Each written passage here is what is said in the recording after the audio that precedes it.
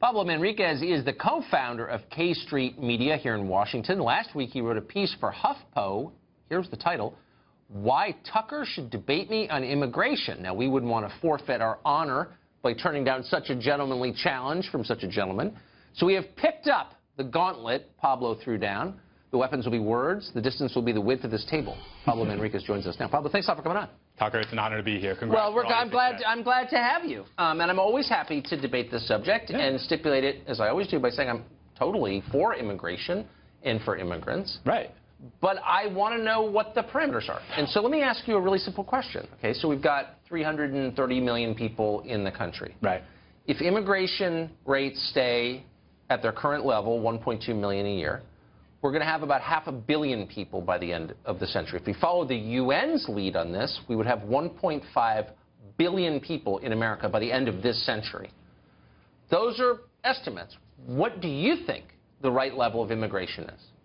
I think that the right level of immigration has always been in this country, the level that's going to build the country and not detract from it. And I think that obviously, like, you know, the immigration of the last several waves that have come through, mostly from Europe, obviously the Chinese as well, have helped build this country both infrastructurally, culturally, and in a lot of different ways. And I think that the current Hispanic immigration wave, which has been so controversial politically lately, is having the same effect. And we're going through sort of like the birth pangs or the hunger throw, or the birth pangs of that cultural sort of assimilation, which I think is happening.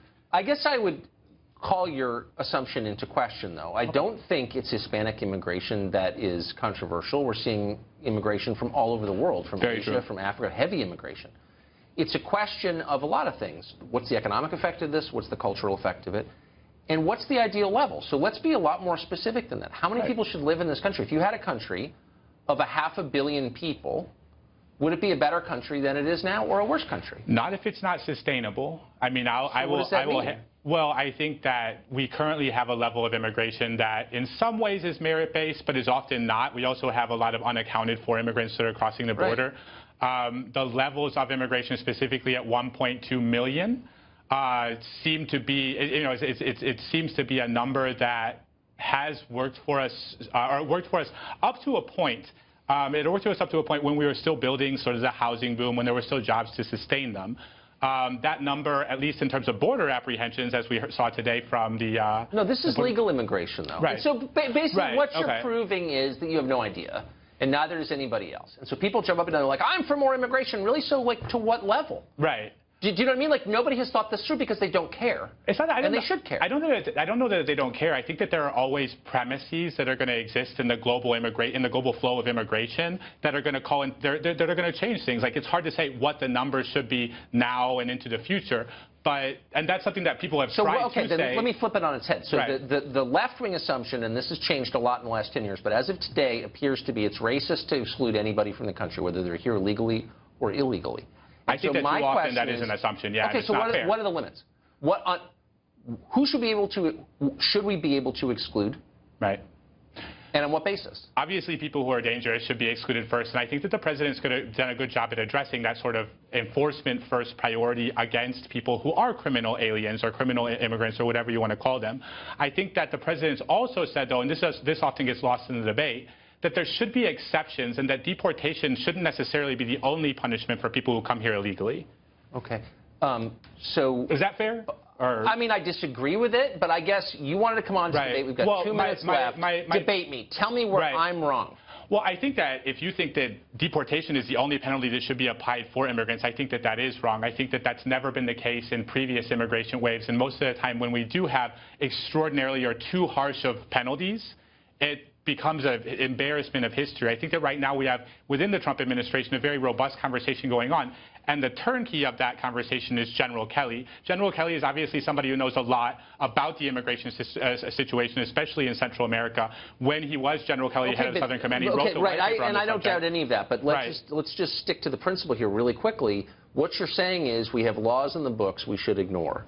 And my question always is, if you believe that, then why not make a sincere effort to change the law? I couldn't agree more. And nobody does. So all the rich people in America, all well-educated rich people, are for ignoring immigration law. Every single one of them I know. But I don't hear anybody mounting a campaign in Congress to change the law. And let's just make it the law that if you sneak in and we think you're great or you work for me at a low wage, you get to stay. Why not just make that the law? Why ignore laws on the books? That's corrosive of the rule of law, is it not? I wouldn't disagree that the only way to change the law is through Congress, through the system. And I think that President Trump has the unique opportunity now to do something that would be unprecedented in a way that only he could really accomplish. So what should the law be? Well, I think that the first thing that needs to change is the way that we evaluate dreamers. We should let them stay. We should, I mean, I hate to say it, and I know a lot of people... What does that mean? Anyone who dreams can stay? Or, like, tell me the specific criteria. So I think that if we trust the specific criteria that dreamers have handed over through their DACA applications, we can evaluate them pretty substantially. And in evaluating substantially... So give me an example. You're here illegally. Right. You should be allowed to stay if you blank. If you what? I think that if you came here at a certain age that was too young to be able to decide on your own whether or not you came here, I think that, like in the case of the guy who... Should their parents be allowed to stay too? In many cases, I think that they should, Tucker. I hate to say it, but so there was anybody a guy that who sneaks into the country with a child in tow can stay? I think that no, not with a child in tow necessarily. There was a guy that put it today. He had 4 U.S. citizen children, Tucker. Like, we're going to be on the dole for these. No. But I'm saying anyone who sneaks in with a child, you can't deport the child, then you can't deport the parents. What about the grandparents and cousins?